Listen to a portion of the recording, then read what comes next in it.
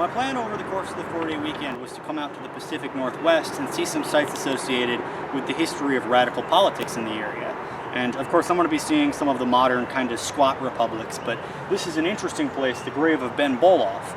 And he was a citizen of one of the earlier Soviet republics. It was the Transcaucasia Democratic Republic, and this is the effort of the Soviet Union to establish an area that encompassed modern-day sort of Armenia, Georgia, and Azerbaijan, and they later split off into separate Soviet republics.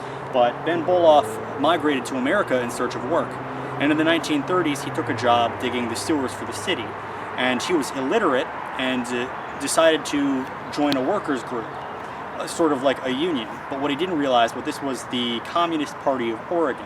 And at the time, there was a huge scare going on among these people. And so he signed his paperwork for the Communist Party, I believe in 31 or 32, along with 10 other men. And they came after him, and because he was the only Soviet citizen, he was the one convicted and sentenced to death.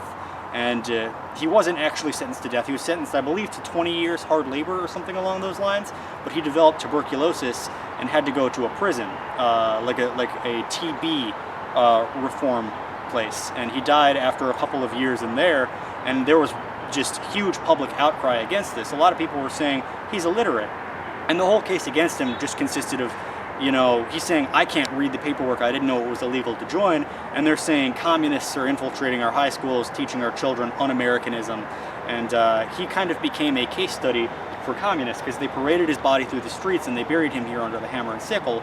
But it's debatable whether or not the guy even was a communist. He probably just grew up in Russia and wanted to join a workers group. And I just think that's an interesting start to the radical history of the Pacific Northwest.